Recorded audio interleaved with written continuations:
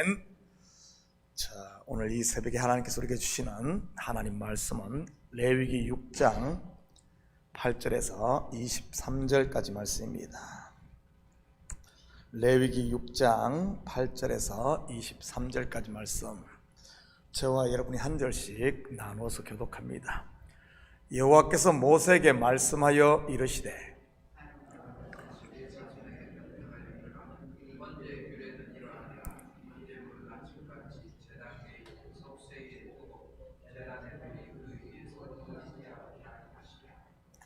제사장은 세마포 긴 옷을 입고 세마포 속바지로 하체를 가리고 제단 위에서 불태운 번제의 재를 가져다가 제단 곁에 두고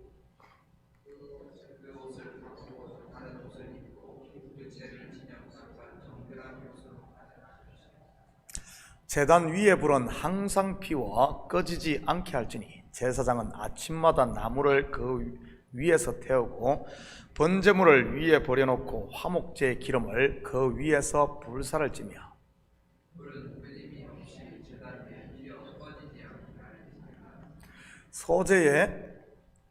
소제의 규례는 이러하니라. 아론의 자손은 그것을 제단 앞 여호와 앞에 들이되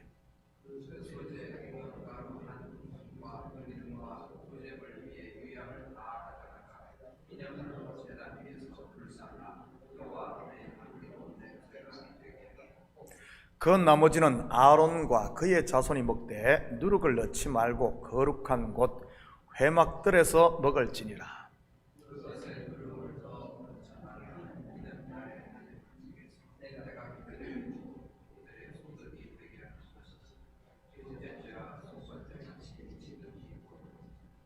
아론 자손의 남자는 모두 이를 먹을지니 이는 여호와의 화제물 중에서 대대로 그들의 영원한 소득이 됨이라. 이를 만지는 자마다 거룩하리라. 아론과 그의 자손이 기름 부음을 받는 날에 여호와께 드릴 예물은 이러하니라. 고운 가루 10분의 1 에바를 항상 드리는 소제물로 삼아 그 절반은 아침에 절반은 저녁에 드리되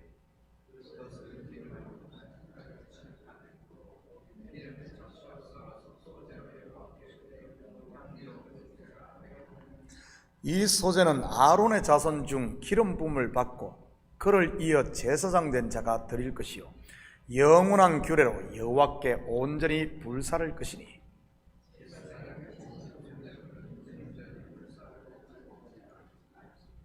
아멘. 좋은 아침입니다.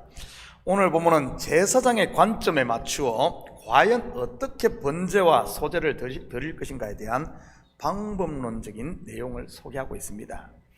제사장은 매일 저녁에 한 마리의 양을 번제단 위에 들여 아침까지 태우고 아침에는 다시 또 한 마리의 양을 번제단 위에 태움으로써 향기로운 냄새가 끊이지 않게 해야 했습니다. 당시 이스라엘의 하루는 저녁부터 시작을 했기 때문에 하루에 2번 번제를 드린 것이지요. 저녁이 되며 아침이 되는 것에 대해서는 창세기 1장 강해 때 설명을 했습니다. 저녁 곧 히브리어 오레브 검다는 뜻으로 까마귀도 같은 단어를 씁니다. 저녁은 율법을 상징하는 것으로 율법이 먼저 오고 그리고 아침 곧 진리가 온다는 의미인 겁니다. 율법을 통해 인생들의 죄를 드러내고 그것을 은혜로 덮는다는 말이지요. 그것이 구원인 것입니다. 그래서 노아의 홍수 때도 오레 즉 까마귀를 먼저 내보내고 나중에 비둘기를 내보낸 것이고요. 까마귀는 어떻게 되었습니까? 돌아왔습니다. 내보내면 돌아오고 내보내면 돌아오고 왔다 갔다 계속 반복되는 제사, 바로 구약을 율법을 의지하지.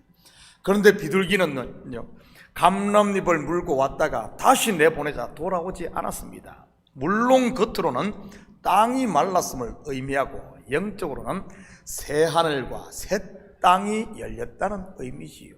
안식의 세계에 들어갔다는 의미입니다. 아무튼 제사장들은 이 일을 위해서 매번 번제물을 태울 나무를 갈아야 했고 제단 위에 불은 항상 피워 꺼지지 않게 했습니다. 9절입니다. 아론과 그의 자손에게 명령하여 이르라. 번제의 규례는 이러하니라. 번제물은 아침까지 제단 위에 있는 석쇠 위에 두고 제단의 불이 그 위에서 꺼지지 않게 할 것이요. 그렇다면 이 속에 담긴 영적 의미가 무엇이겠습니까? 먼저 성도는 매 순간순간 자기를 십자가에 못 박는 번제물로 하나님께 드려져야 한다는 의미인 것입니다. 다시 말해 사도 바울의 고백처럼 나는 날마다 죽어야 하는 것 말이지요. 그럴 때만이 하나님이 기뻐하시는 그리스도의 향기가 나는 것이고요. 향기는 그냥 나는 것이 아닙니다. 번제단 위에서 태워질 때 나는 것입니다. 하나님 앞에 드릴 향을 만들 때도 마찬가지인 것이지요. 부서지고 깨져야 향이 나는 것입니다. 그리고 제사장은 절대 번제단의 불을 꺼뜨리면 안 되었습니다. 이 번제단의 불은 하나님께로부터 하늘에서 받은 것이고요. 성경에서 불은 하나님의 말씀을 상징합니다. 한번 볼까요? 예레미야 23장 29절입니다. 여호와의 말씀이니라. 내 말이 불같지 아니하냐? 바위를 쳐서 부서뜨리는 방망이 같지 아니하냐? 또한 불은 성령을 상징하기도 하지요. 사도행전 2장 2절에서 4절입니다. 호련히 하늘로부터 급하고 강한 바람 같은 소리가 있어 그들이 앉은 온 집에 가득하고 마치 불의 혀같이 갈라지는 것들이 그들에게 보여 각 사람 위에 하나씩 임하여 있더니 그들이 다 성령의 충만함을 받고 성령이 말하게 하심을 따라 다른 언어들로 말하기를 시작하니라. 결국 말씀의 불과 방망이에 내가 깨져야 한다는 말이요. 성령의 법에 내 육신의 생각이 다 버려야 한다는 그런 의미인 것입니다. 그럴 때 성령으로 충만케 되며 하나님께 향기가 되고 사람들로부터 칭송을 듣게 되는 것이지. 저는 우리 교회뿐만 아니라 성도들 한 사람 한 사람의 마음의 재단에 이런 불이 꺼지지 않고 활활 타오르므로 하나님의 기쁨이 될 수 있기를 축복합니다. 10절입니다. 제사장은 세마포 긴 옷을 입고 세마포 속바지로 하체를 가리고 제단 위에서 불태운 번제의 재를 가져다가 제단 곁에 두고, 또한 제사장은 번제를 들 때 특별히 마련된 긴 옷을 입어야 했습니다. 이 옷은 화려함을 추구하는 그런 것이 아닌 순결과 거룩을 의미하는 옷입니다. 제사장이 이 옷을 입지 않고서는 결코 하나님 앞에 나갈 수 없는 것이고요. 그렇다면 제사장이 입은 이 옷의 실체는 무엇이겠습니까? 바로 우리의 벌거벗은 것, 곧 허물을 가려주는 예수 그리스도의 보혈의 피요, 또한 그로 말미암아 주어진 하나님의 의에 오신 것입니다. 예수님의 비유 속 혼인잔치의 손님들에게 주어진 예복도 같은 의미인 것이고요. 그런데 안타깝게도 제사장이 입는 이 긴 옷이 예수님 당시에 어떻게 변질되어 있었습니까? 바리새인들과 서기관들, 곧 율법주의자들로 인해 말이지요. 마가복음 12장 38절에서 40절입니다. 예수께서 가르치실 때 이르시되 긴 옷을 입고 다니는 것과 시장에서 문안받는 것과 회당의 높은 자리와 잔치의 윗자리를 원하는 서기관들을 삼가라. 그들은 과부의 가산을 삼키며 외식으로 길게 기도하는 자니 그 받는 판결이 더욱 중하리라 하시니라. 바로 자기 의를 드러내는 도구가 되어 있었던 것입니다. 이들이 입은 긴 옷은 결국 무엇이라는 말입니까? 창세기로 말하면 무화과나무 잎으로 만든 옷이요, 자기 의의 거짓 옷인 것이지요. 그러니 사람 앞에서 문안받는 것 같지만 결국 그 실체가 다 드러나는 것이고요. 바로 벌거벗은 자로 말이지요. 여러분은 지금 어떤 옷을 입고 있습니까? 그리스도의 옷, 곧 은혜의 옷입니까? 아니면은 자기 자랑, 자기 의의 무화과나무 잎으로 만든 벌거벗은 옷입니까?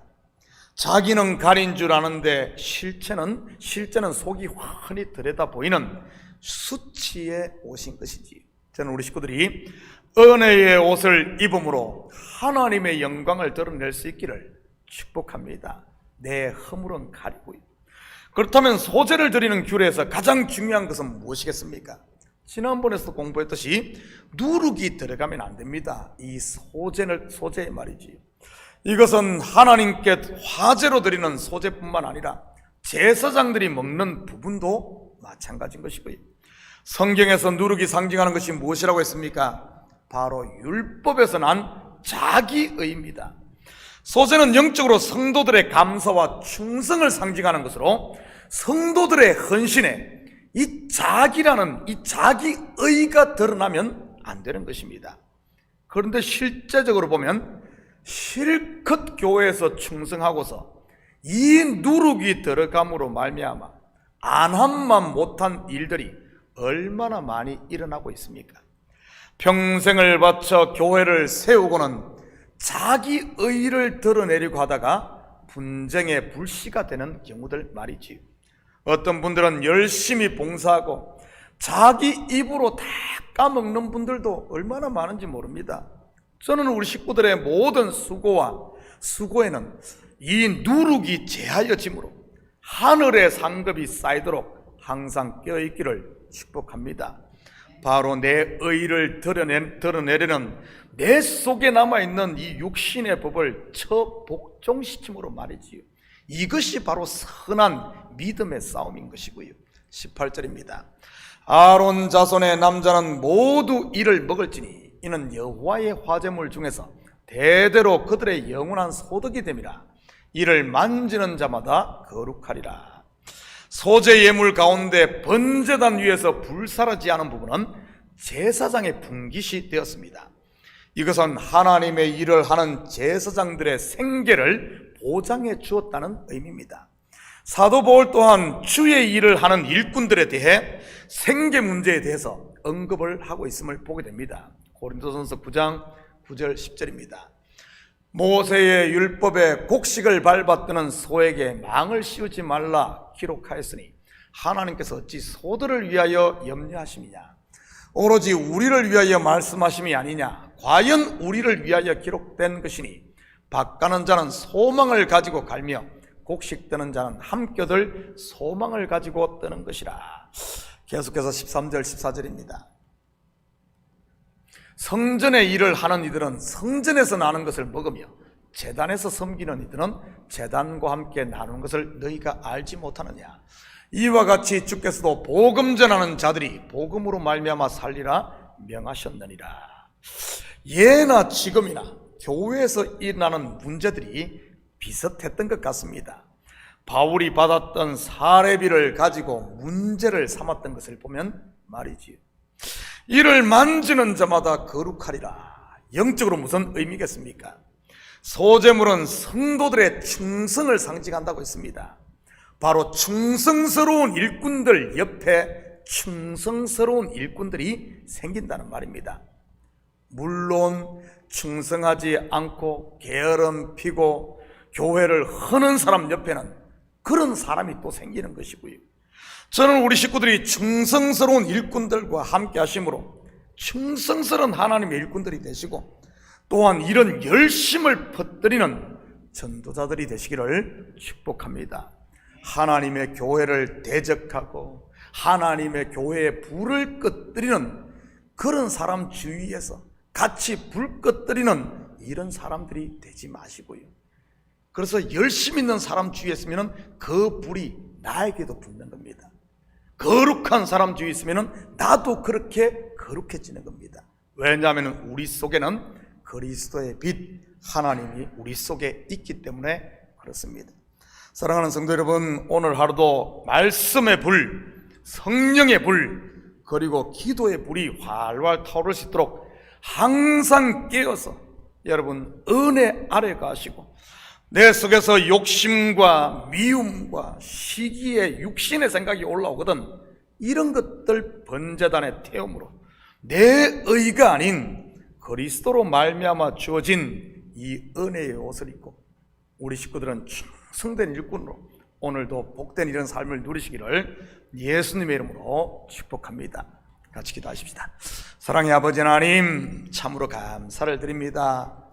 저희들을 충성되이 여겨 아버지 하나님 충성하는 직분을 주셨사오니 아버지 하나님 우리에게 주어진 직분, 우리에게 주어진 사명 감사함으로 받게 하시고 충성된 일꾼들 되어져 아버지 하나님 매일매일 소재를 하나님 앞에 올려드릴 수 있는 저희들 될 수 있도록 축복하여 주시옵소서. 우리 속에 남아있는 육신의 생각은 아버지 하나님 번제단 위에 불태움으로 나는 죽고 예수로 사는 그리스도의 향기가 되는 저희들 되게 축복하여 주시옵소서. 이 새벽도 간구하는 기도 제목마다 주님 속히 들으시는 줄 믿사오며 이 모든 말씀 예수님의 이름으로 기도드립니다. 아멘.